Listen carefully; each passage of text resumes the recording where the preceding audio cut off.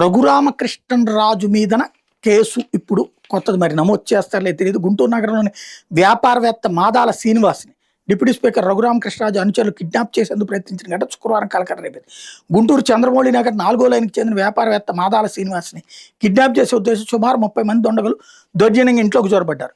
ఆందోళనకు గురైన శ్రీనివాస్ ఫోన్ చేయడంతో పోలీసులు రావడం, అదే సమయంలో పెద్ద ఎత్తున స్థానికులు ఇంటి వద్దకు చేరుకోవడం దుండగులు అక్కడి నుంచి ఉడాయించారు.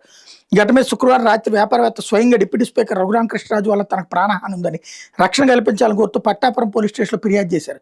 దీనికి సంబంధించి శ్రీనివాస్ తెలిపిన వివరాలు ఇట్లా ఉన్నాయి.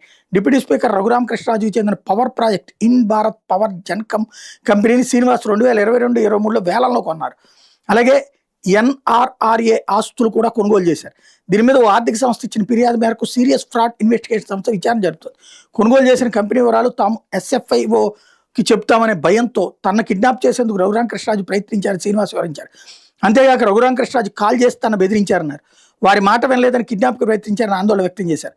దౌర్జన్యంగా ఇంట్లోకి ప్రవేశించిన వాళ్ళ 2 వ్యక్తులు మాత్రం భీమవరం ప్రాంతానికి చెందిన వాళ్ళకి తెలుస్తోందన్నారు. మిగిలిన వారు కడప వ్యక్తులకు అర్థమైందన్నారు. పట్టాపురం CIకి ఫోన్ చేయడంతో స్పందించి వెంటనే SIతో పాటు సిబ్బందిని పంపించారని వివరించారు. ఘటన మీద పోలీసులకు ఫిర్యాదు చేశారని, నాకు నా కుటుంబానికి భద్రత కల్పించాలని కోరానన్నారు. ఈ సమయంలో కూడా దుండగులు పోలీస్ స్టేషన్ పరిసరాల్లోనే తనను అనుసరించారని చెప్పుకొచ్చారు.